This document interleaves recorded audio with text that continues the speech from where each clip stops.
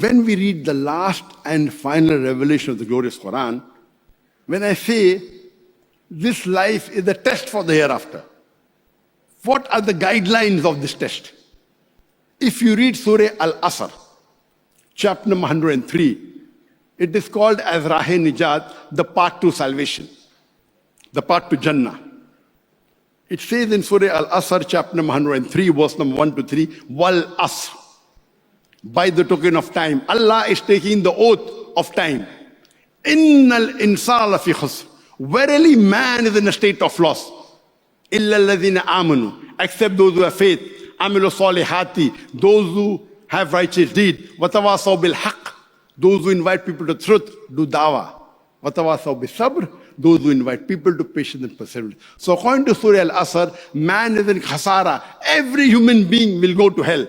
Except those who have these four criteria. Number one, iman.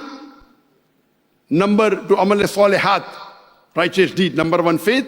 Number two, amal salihat, righteous deed. Number three, watawasaw bil haqq, inviting people to truth, doing dawah. Watawasaw bil sabr, inviting people to patience and perseverance. If any one of these four criteria is missing, you shall not enter Jannah. You may be a very good Muslim. You may be praying 5 times a day. You may be fasting in the month of Ramadan. You may have gone for Hajj. You may have the mark on your forehead. But if you don't do dawah, according to Surah Al-Asr, you shall not enter Jannah. If Allah wants to forgive you and put you in Jannah, that's Allah's prerogative. But under normal circumstances, all four are equally important. Not only dawah, iman, righteous deed, watawasaw bil haqq, inviting people to truth, and inviting people to patience and perseverance. All four are equally important.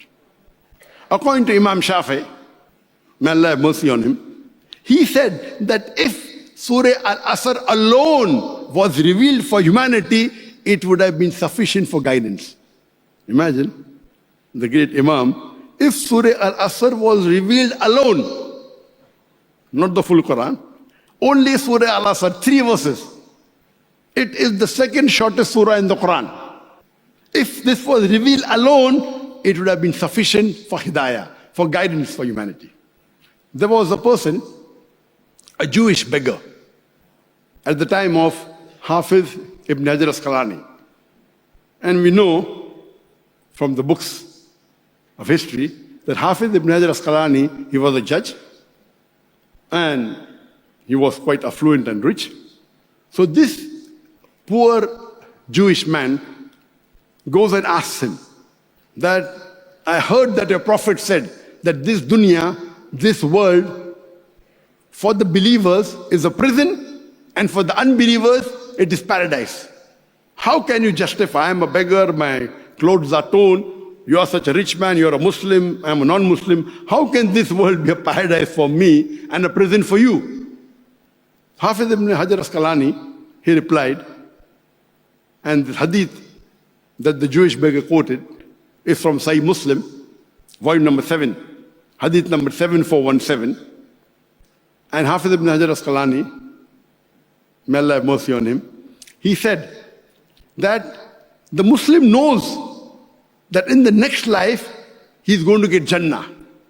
And if he knows what Jannah is, in this world, even if you're the richest man, this life is like prison compared to the next life. Even if you're the richest man, even if you're the king, if you know what is awaiting you for Jannah, this world is nothing, not even 0.0001% compared to Akhirah.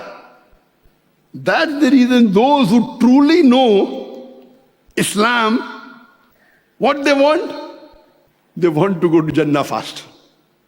They are not afraid of death. They aren't afraid of death. Why? If a human being is on the straight path of Sirat al-Mustaqim, of Surah Al-Asr, if he dies, he goes to Jannah. So who would not like to hasten to die? You cannot kill yourself. It's haram. Suicide is haram. But of course, in the way of Allah, if you're on the haqq, you're not afraid.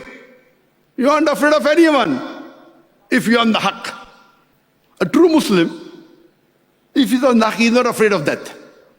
Because if he dies, he goes to paradise.